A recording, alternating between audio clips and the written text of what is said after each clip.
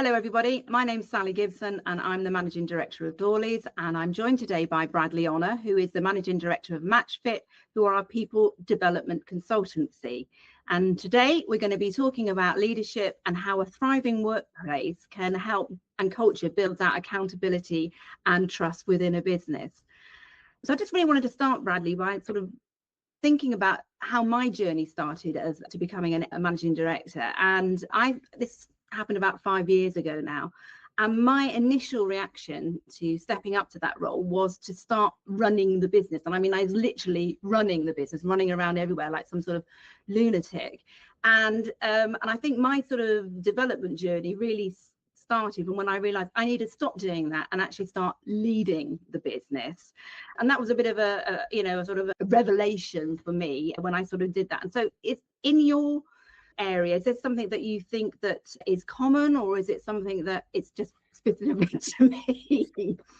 No, it's definitely not just specific to you. Like, genuinely, I think that's an evolution for an individual in terms of moving from sort of more managerial type behavior, really kind of almost doing the job for everybody and running around, and as things get increasingly more senior or their responsibility get bigger, people move more into an evolution into that leadership role. And I think if that transition isn't made, then the leadership of an organization becomes really very challenging and very difficult, and people get very overwhelmed very quickly, because we all have a capacity that we will reach very quickly if we're trying to run everything ourselves. So that letting go and learning to enable others and build a culture where people can thrive and actually take those responsibilities themselves is really important. And I think it's a good observation you made and a good move for a leader. Yeah.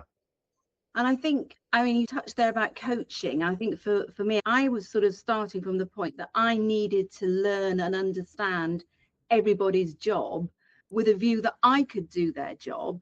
And actually, what I should be doing them is working with them and coaching them to help them do the best that they can in that job.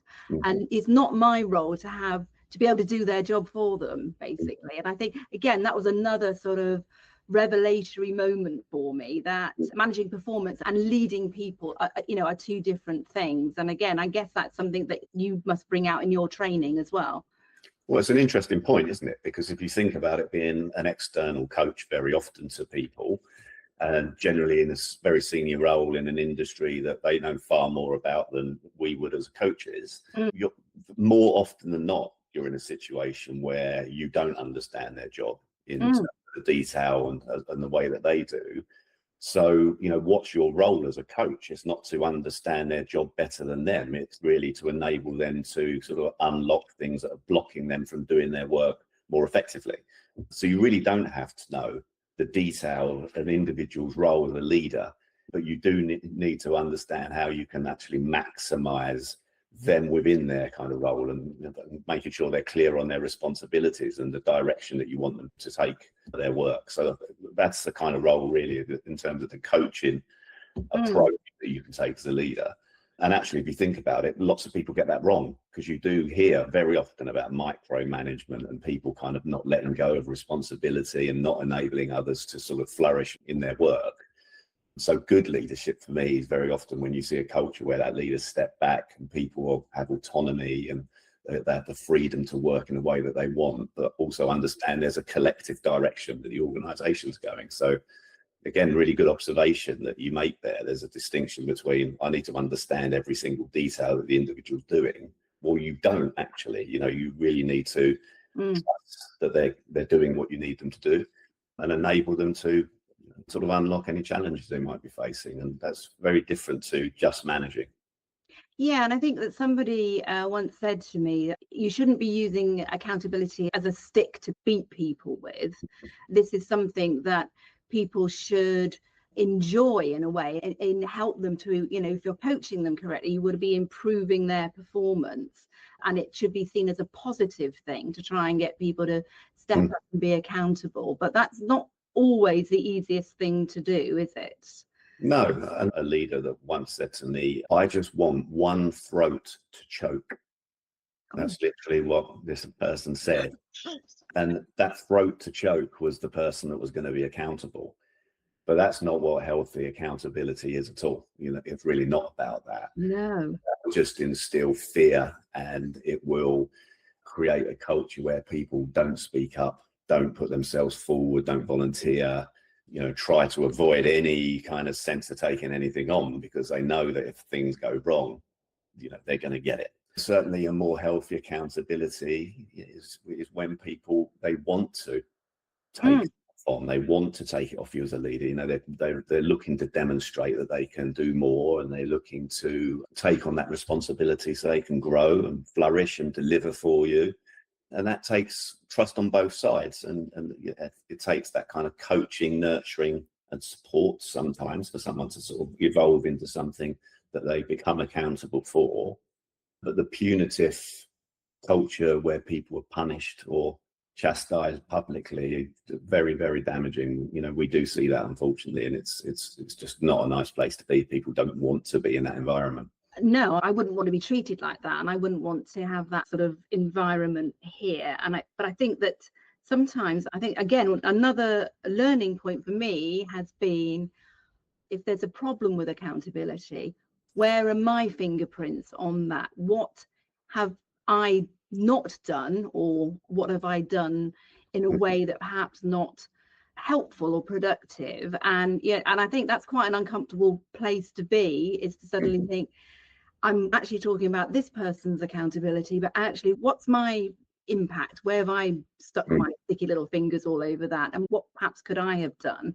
And inevitably, I think for me, that's always about clarity. Have I been clear enough about things? Have I been really clear about what we're trying to do, or the vision, or where we're going, or how we're doing this, or whatever? And that's been, some uncomfortable Sally conversations with myself about a few times about that. And I think, that's been a real tough lesson to learn, I think, for me anyway, about how you make people more accountable.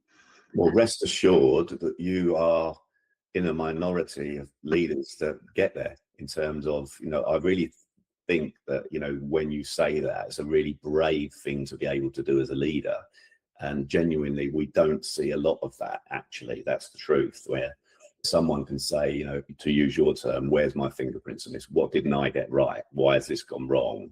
Rather than blame that individual who's accountable, right? Which I think is very interesting difference. You also talk there about sort of being clear.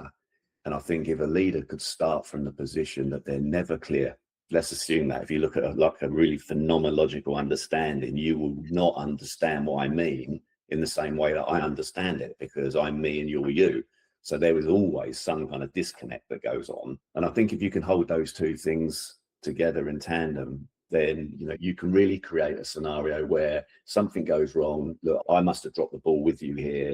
Let's look at this together. Let's get it right. This isn't okay, but let's fix it together.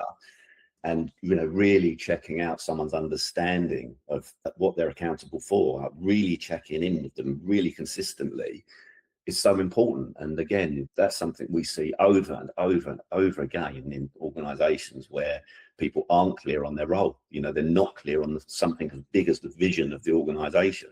And as a result of that, things are moving in different directions, and it's not a cohesive kind of engine. And a good leader brings all of that together, cultures, everything, and brings it all together. That's when we see teams working really effectively. And you must have to do that working with your clients in terms of adopting their culture, and tweaking how you operate and tone of voice and all sorts of things to work collaboratively in that space. So I'm sure you understand what I'm talking about.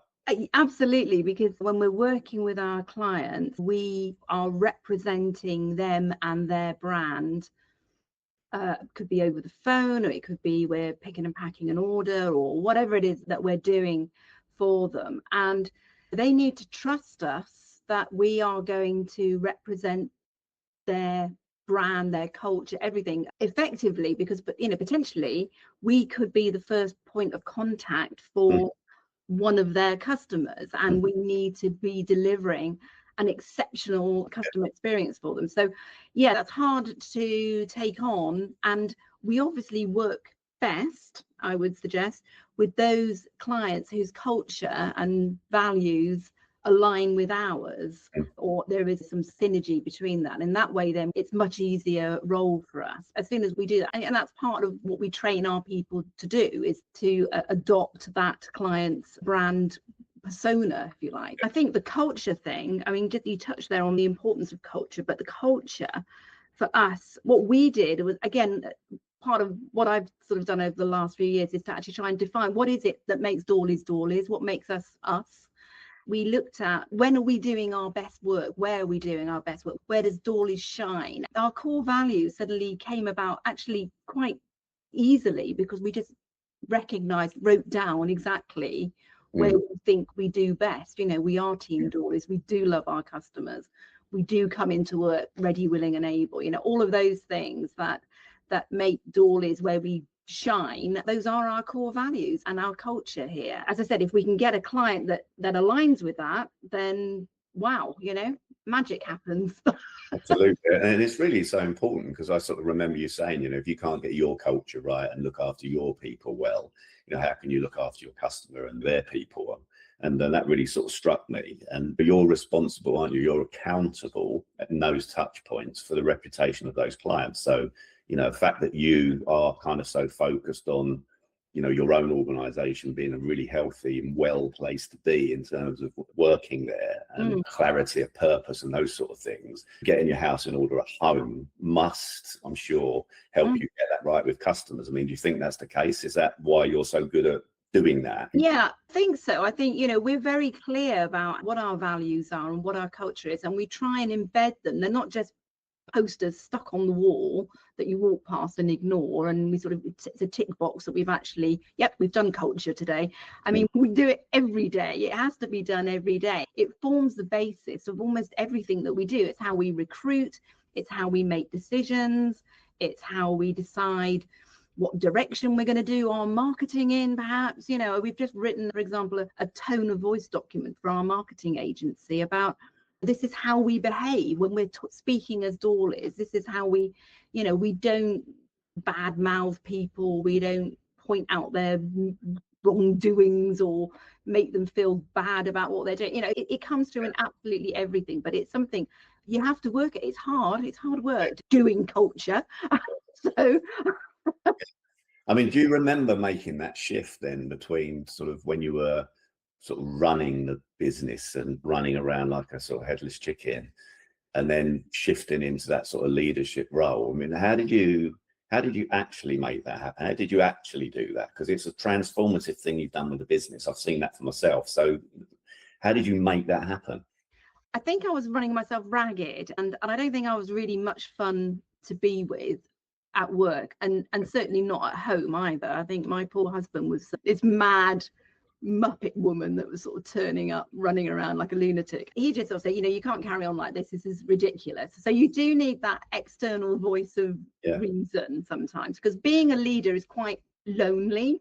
Because when you step up, you suddenly don't have people around you so much that you can talk to, and you know, but perhaps there's concerns and issues that you want to talk about that you perhaps wouldn't want to talk about with your management team.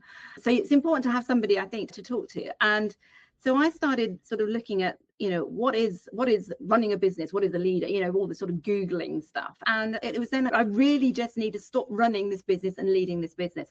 So then I started doing, again, a bit more Googling about that. And it came up with this, how do you define what leadership is? You know, and it's all about, for me, it was, I need to provide a vision for the business.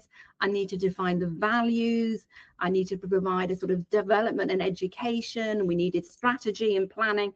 And I thought, right, this is where I need to be. I'm good at big picture. I like big picture. So this should play into my strengths.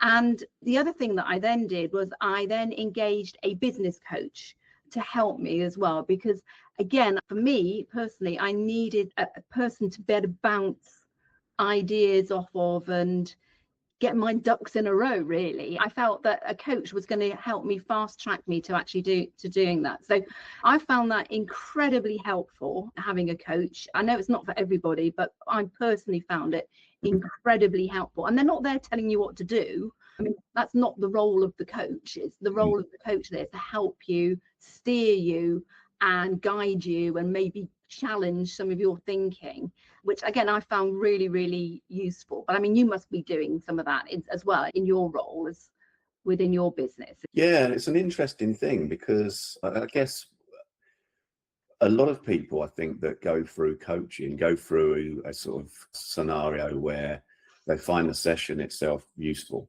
And there's some great ideas there they can take forward as a leader, and then don't do it.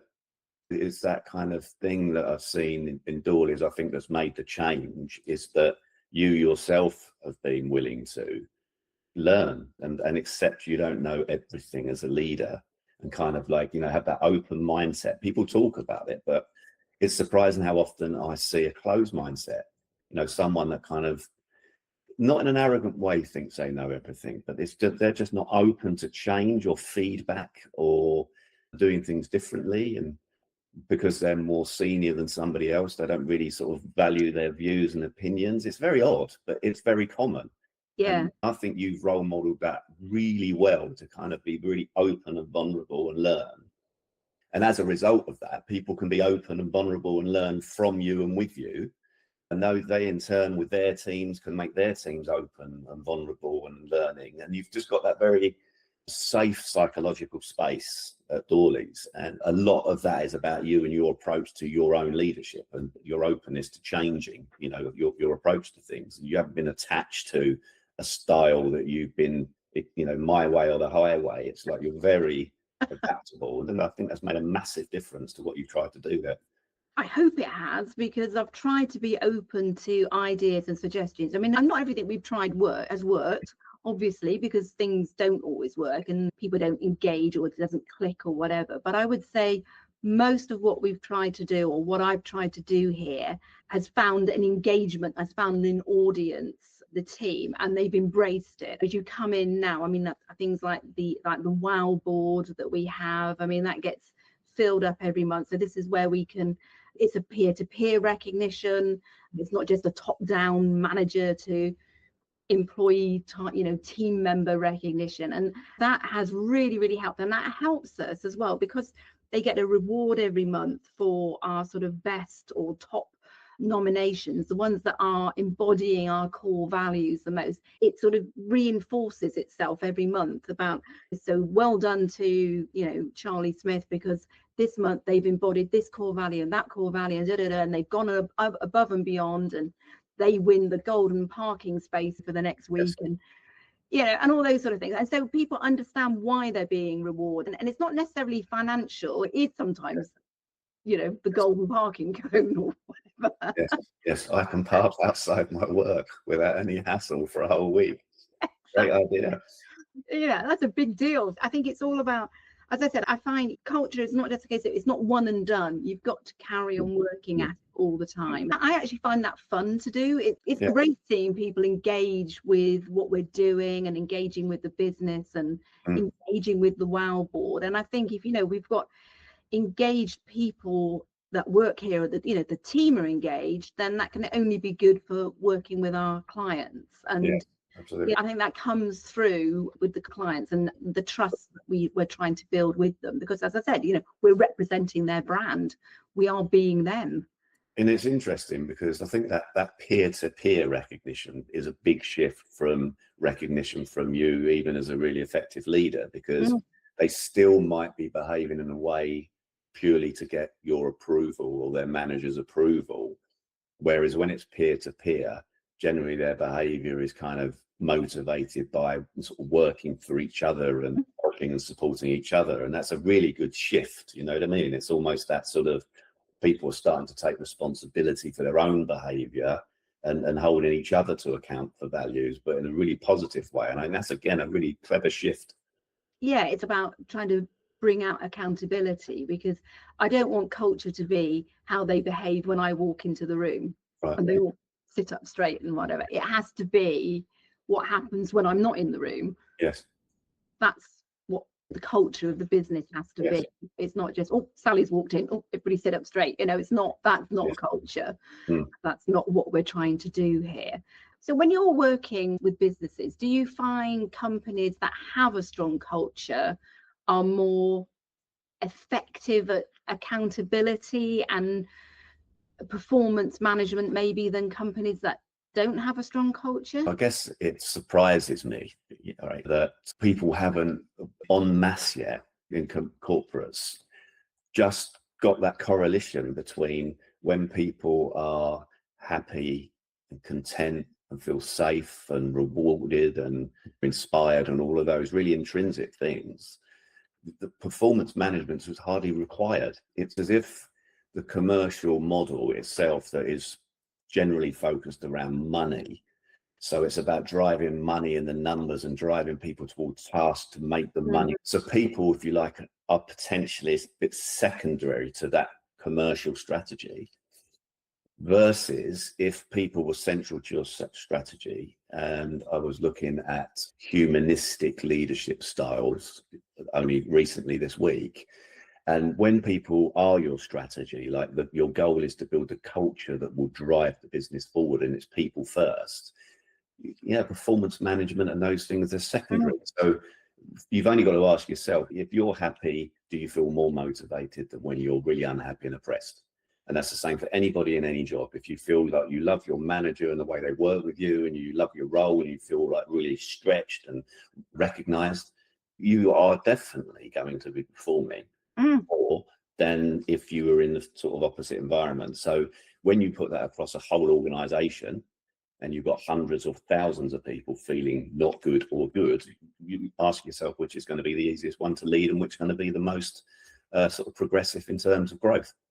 I mean, nobody wants to go to work. I mean, I firmly believe nobody wants to go to work to be miserable. I don't think. I would be amazed. And I think everybody wants to do a good job. Nobody goes into work and thinks, oh, I really want to do a bad job today. Well, I hope they don't anyway.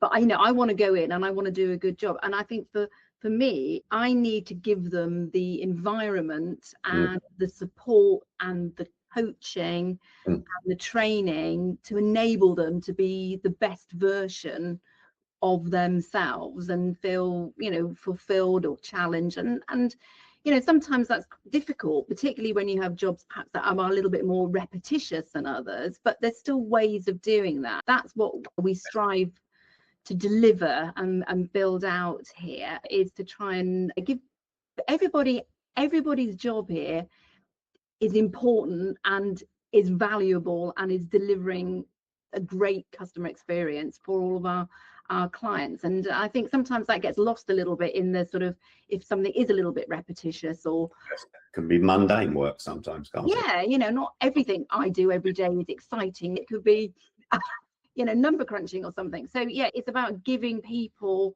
the recognition for they're doing a great job and how important they are to the whole sort of overall, what their value is. Do you think if you sort of spoke to the staff and sort of said, what do Dawley's stand for and the vision, and they be clear on the overall purpose and what makes you different, Dawley's, working with your customers? I would hope that they would be able to talk about the vision and what they're here for and why they're here.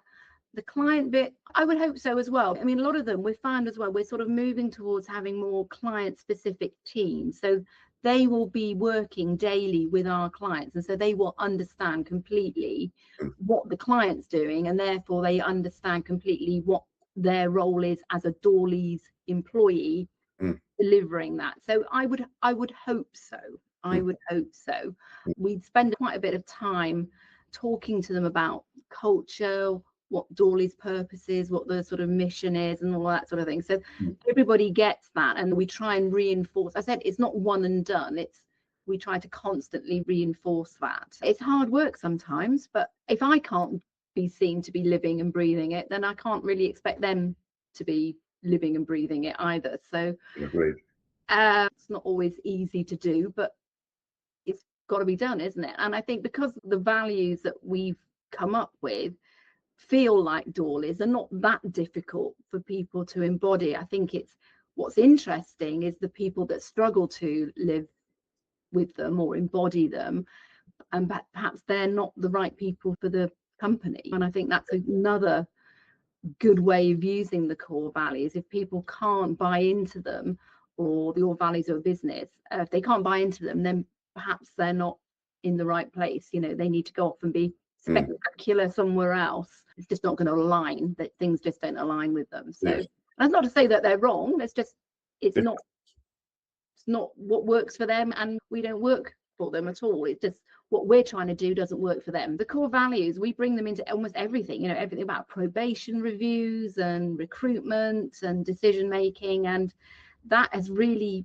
brought clarity, that word again, to the sort of people that are going to thrive and do well within Team Dawley's. And that's really marked a sort of dramatic change in how we do all of our recruitment as well. So I think that's been interesting, because we've managed to recruit.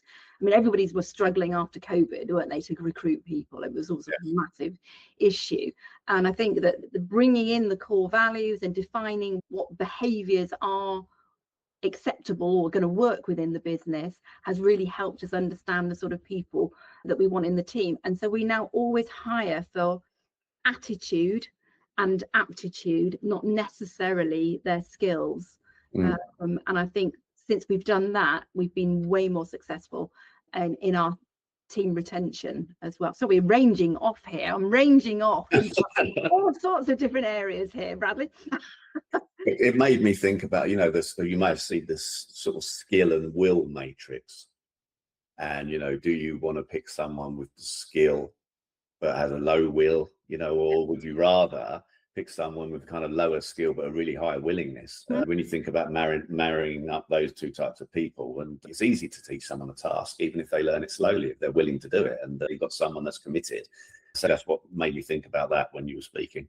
Yeah, no, absolutely. And I think as well, it also helps us understand, I can't remember, was it you that showed me the Simon Sinek Navy SEALs, where he's talking about how do you define the best of the best in the Navy SEALs? And they had, I seem to remember, it was about how do you your performance, so how are you on the battlefield versus trust, you know, so how are you, so would I or not? Yeah, would I trust you with my money or my wife? And it's sort of basically saying that the people who are high performers on the battlefield, but you have low trust with them, are the people that are going to be the most toxic type of employee to have, because they just don't engender that trust, and you can immediately spot that they're going to be disruptive within the team. And that's such a good little, I don't know, whatever it is, 3-minute video on YouTube. And again, we've used that time and time again. I've used that with training and coaching with the team about identifying, they may be great at their job, but if they're just, you know, destroying your team, that can't remain or stay. And it's usually because they don't buy into the values of the business. There's all sorts of, you know, the skill, will, as you say, if they're willing, well, you can pretty much teach them. It's so important to have a willing team and people coming into work with the right attitude and wanting to support each other and support the team. So we've talked a lot here about culture and accountability, but there's a saying that came to me or was presented to me recently, which was, people don't leave companies, they leave bad managers. How true do you think that is? I personally think it's really, really very true. If you think about why someone might sort of exit a business, I guess it's because things have become bad, or there's something better that they've seen sort of, you know, externally. So, you know, I guess there are some cases where you could say that's not true or fair, because people just want something else and they want to develop in a different way. But equally, if a manager's really sort of a strong manager, they're in touch in such a deep way with their kind of staff that they're fulfilling those needs within on a role, and they're ensuring that someone feels that they've got a future and that they can develop and grow, or that they're safe in their kind of role. So when people aren't getting that, I think people vote with their feet. And actually, I think that's becoming probably more of an issue. I think as younger people coming into businesses now, they're far less tolerant of things not being the way that they expect or want them to be. So it's really something for us all to think about, you know. So there is a massive responsibility for a manager or a leader, because I think people get sick of constant discussions around values, for example, and how we want to. So I can think of an example right now, an organization where the values are around supporting each other and creating a culture where people feel psychologically safe. But the way that people are rewarded and remunerated and driven in terms of growth and numbers does not reflect those values at all. So there's a real contradiction in those two things. And going back to your question, I think in the end, people get sick of bullshit from their manager or leader. And in that case, yes, people definitely leave their manager or leader. And I've done that myself in the past. I've done it myself. I think for me, it was a case of trust had broken down. Yeah. So there was lots of broken promises, and we'll do this, and this will improve, and it was all talk and no do. And eventually, it was a case of, I can't trust you to do that anymore, and you vote with your feet, don't you, and leave. And prior to that as well, people don't just leave instantly. No. Prior to that, you've got disengagement, people not volunteering, putting their hand up, as we sort of said earlier. It's poor management has such a negative impact, or poor leadership has such a negative impact, because people just don't know where they're going. That whole sense of purpose or direction is lost, and then we're back to clarity, aren't we? I don't know what I'm bloody doing anymore. You're saying one thing, but I'm seeing another. And people vote with their feet. So thinking about the clarity and how we deliver clarity, communication, there's so many ways of communicating and giving feedback, and it can be a good experience and it can be a bad experience. I think we've all probably had that over the years. Yes. What do you think is important to build out to actually be able to give professional feedback or professional coaching advice to team members? How do you approach that? Well, what we see elsewhere a lot is inconsistency of feedback. So there's no feedback at all, and then feedback at the end of the year on your appraisal where I thought I was doing fine, but you thought I wasn't doing fine. And you get a lot of kind of anger around those types of conversations, because I've not heard from my manager for months, and now suddenly I'm being criticized for something, or I'm not scoring a 5. They're seeing me as a 2. So consistency would be literally the thing to take away from the conversation around feedback. It's ensuring that we do it regularly with people. There's lots of models that we can follow in terms of good practice, that it needs to be timely and it needs to be this and balanced, etc. That's the easy bit, finding a model to feed back on. But a consistency of meeting people regularly and checking in, kind of, are we still aligned with what we think we're doing, etc. And using feedback to challenge people, using feedback to kind of praise people, even using feedback to encourage people to kind of take on a little bit more. It's a really effective tool. Sometimes we fear giving feedback because we don't want to maybe upset someone or challenge them or, criticize them. But feedback shouldn't be critical. It should be like developmental. So I think there's a misunderstanding around the power that feedback can have. And therefore people shy away from doing it as consistently as they should. Yeah, and I think as well, sometimes people don't know how to give feedback. And I think some people struggle because, we all ingest information in different ways, don't we? Some of us are very talkative, like me, or they could be, and some people like to have something that's written, or they like something that's more visual. I've found, certainly during the COVID years when everything became a lot more remote and doing this, I think providing feedback became more difficult because we weren't face to face with people. Certainly that was my experience. I found that people were sort of becoming more disengaged, and I just found that the whole this doesn't feel like a very natural way of communicating for lots of people. Therefore, it makes giving the feedback or the coaching or whatever it is more challenging, let's say. I wouldn't say it's impossible, but it's more challenging for some people. I don't know how you found that during the COVID period, because that must have affected what you guys were doing quite a lot, I would have thought. Yeah, I think it transformed how everybody across the whole world works forever. It was wasn't a real kind of stake in the ground, the before COVID way of being and the after COVID for sure. I think without exception, every organization, every team, every individual was affected by that in some way. So we had to learn very quickly, didn't we, that communication generally is different virtually versus face to face, developing a culture where not everybody's in the same room and that perhaps people are on different time zones and there's different languages sometimes. So how do we all embrace the same values? And, one person's courage in one culture is somebody else's rudeness in another. And it gets very complicated and it's more difficult when we're working remotely. So engaging with our clients who aren't in the same room, for you, for example, is, how do you adapt the culture of your client when actually you're not in that environment with them, literally sitting in that office? And how do you adapt that and how do you even understand that if their culture is different to your own culture? Yeah.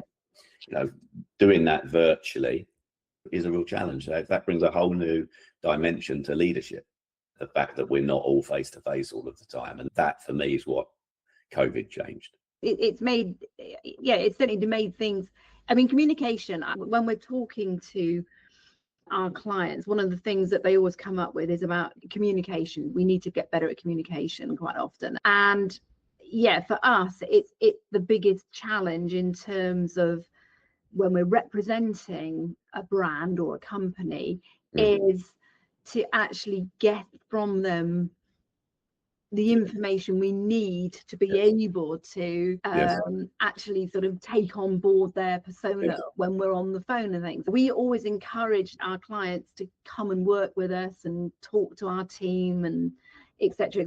And the enforced COVID situation, sorry, ran out of words then, just made that so much harder to do for everybody. It's a real challenge because obviously we are basing that kind of outcome on the assumption that your client knows and understands their own values and culture. And if you look deeply into a lot of organizations, there's lots of people that struggle with that. So, how do you almost second guess it sometimes? And how do we assume a persona for a client if there's a lack of clarity their side too? And there probably is, to a degree, at least somewhere in that organization. So if your touch point is into that part, that could really sort of affect how you're representing that client. And I think that's a really interesting dynamic because we're assuming they know. Yeah. And I can remember having a conversation with you, Bradley, when I first met you many years ago. We held a workshop, a Dawley's workshop, and I think you asked us, I think there was 4 or 5 of us in the room, and you asked us all to define what do Dawley's do, and we all came up with a different answer. And that was another fairly sort of light bulb moment for me, was that we had evolved as a company from one thing to another thing and over the years, but actually had we lost focus of that exactly what we are, who we are, and how do we describe ourselves when we're out and about? And I'm sure that we're not unusual at that stage. That's all changed now, but but it has changed, hasn't it? It has changed now, and we do have a purpose and we can articulate it. But it was fascinating that back then, 10, 12 years ago, whatever it was, that we couldn't articulate that. I think that's really important for a company, just to sit down and think, who are we, what do we do, what are we here for, what is our purpose? And without getting all Simon Sinek-y on you, well, I often talk about it's a Frankenstein model, and that's really how most companies grow. They start off with a thing, they get an opportunity to do another thing, and they kind of bolt it on, bolting all these different pieces on. But an organization can lose its identity or purpose, right, in that process. And each time that growth takes place or an acquisition or merger takes place, the cultural impact is always significant. Doesn't always get realigned or redefined, but the company sort of limps on. And that, I think, is most organizations, they start off as a little SME and big things happen and suddenly there's lots and lots and lots of people and different regions, and who are you then? And and I think that's quite maybe something uniquely that you can offer a client, is kind of actually part of your job is representing them. So who are they, and how can you get that right for them? would imagine it makes them think about it, right? Yeah, we recently boarded a new client and we actually had to have a sort of workshop morning to do that. I bet they got as much from that as you did. To actually sort of define who are you and what is that, what is your voice, what are we doing for you. We had a really good session about it, and yeah, I hope they got plenty out of it as well, because we certainly did, but we were really struggling to. So you make a really good point, because what we haven't covered at all that's really important is that in terms of getting a culture right, is you have to step out and reflect. You have to take that time to stop your work, right? And you're kind of doing your job, and actually take some time to reflect on how you're doing your job and how, you know, what the organization's doing. And I think that's a trap a lot of leaders fall into, that they don't do that. And what made me really think about that is you saying about the workshop with your client, and that's the value we bring, because we make people stop as part of the sort of work we do and kind of go, so what are you doing? You know, where are you? And the value people get from that process is because we're all so busy, you know, we're all on the wheel, and you have to reflect on how things are and what you would like different, and then think about how you're going to apply that and step back in and execute that. I think for me, having the business coach enabled me to do that, because I stopped working in the business and started working on the business. Yes, interesting. Yeah. And having the coach, a business coach, enabled me to step back out of, as you say, get off the wheel and stop running around like some sort of lunatic. And actually, I need to start working on my business in terms of what is our purpose, what is our vision, what are our values, what's our strategy, where are we going, what are and everything. You need to step away from the business. And as you say, I mean, I know we've done training and workshops with you guys, and yeah, it's been invaluable for people to actually step out. I mean, when we did the leadership development program with you, I mean, that was for the team, was probably one of the first times they've ever been given permission almost to stop working, focus and think about themselves and think about their leadership and development as leaders within the business. It literally is often like the key thing that a leader will take away from a coaching sort of series of sessions and or workshop with their teams, is the, you know, the penny dropping of kind of like, I just need to do a bit more of this. Yeah. You know? And for anyone listening, if you're not doing that, you really need to do that. And what you get back out of that is really profound. And I think that's pretty much without exception when people do that and step out, and possibly, you know, who knows, maybe it's that external coach that you had, that someone not in that business that kind of can help you to see things differently. But certainly reflecting, whether that's on your own, is something that's missing in a lot of strategy for leaders, 100%. Well, I think as well, because from the leadership development program that we did with you, the team, so although the program has now been finished 18 months ago or so, they still meet once a week. Yeah, great. I mean, they still do that now. They meet as a group once a week and still go through the workbooks and go through the exercises and continue on, because they got so much value out of it. And it's not half a day or a day. I mean, it's usually just an hour, but they found that so valuable to their development and sort of mental well-being almost, that they've continued doing that without me having to tell them. You know, they've stepped up and been accountable and have taken that forward.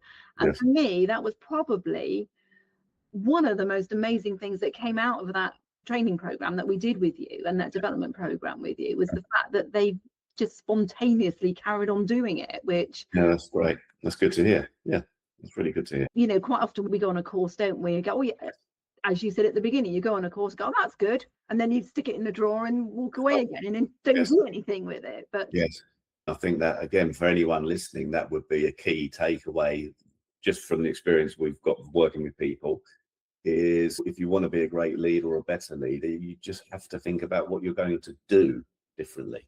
So you can read all the books in the world and have the best strategy in the world, but it's what you actually then do. And that's why I was complimentary of you, because actually you do that And I see you do that, and look at the difference it's made in Dawley's. It's pretty phenomenal. Like that is, people say transformation very often when actually it's change. Yeah. But that's transformative change that you've put into place in Dawley's, without a doubt. It's a completely different look and feel going into it. Thank you. I'm very proud of that, but I am very aware though that my work is never done. Yeah. It's something that still is not it's up, done that, let's move on now. It sustains because of the energy that I bring into that. Yes. I think so. I always joke about my job title is CEO, and that is Chief Energy Officer, because that's what I need to bring to the business. I am that battery that needs the energy in the business. And my other job title is CRO, which is Chief Repetition Officer. Yeah, that's a good call. If you're the battery, this is what we were saying, you need to recharge, right? Yeah. Think about your own energy too, and look after yourself as a leader. And it's almost like that thing, put on the oxygen mask first for yourself on the plane, right? Yeah, exactly that. So yes, it's interesting. I was actually talking about this the other day with somebody about where do I get my energy from, and I do need other people to get energy from. Yeah. We all do, but sometimes it's not necessarily within the business. You need to look outside for that energy source. Yes, starts with you and ends with you, basically, as a leader, doesn't it? And that's in terms of your own behaviour, your own learning, your own willingness to be open to new ideas. And without that, I think it's very difficult to change or transform anything, because you're just going to follow your sort of your natural approach to leadership without any change. It may not work, but being adaptive has got to be more effective. Yeah. So I think we range far and wide here across all sorts of different subjects. Before we end our sort of conversation here, is there one question that every leader should ask themselves? So there was a question I heard the other week that I kind of heard from a leader, and I thought, that's a really good question. I like it, but there's two that come to mind. So there's this one. So the one he said was, what would I do if I wasn't afraid? Oh, good one. And I thought, I really like that. I like that question. But the question that came to mind initially when you first said that, I think, is around, do I care enough to do what it takes to make the change? And often I think we know what we should do, really. There's a thing going on, we know, right? But we sort of don't. And actually, you care. That's what made me think about it, right? I know you care like a lot, and that's why you do these things. So I think for a leader, just be honest with yourself. Do you care enough to do what you know you should do? Maybe people need to have a rethink if the answer to that is no. Fascinating, and really interesting points that you're making there. So, well, thank you, Bradley. That's been an amazing hour-long conversation that we've just Thank you. I've really enjoyed speaking to you. Always do, Sally. I really enjoyed it. Yeah, got a lot from it, and also, there's some interesting. I love those questions. Do you care enough? Yeah. Do you care enough?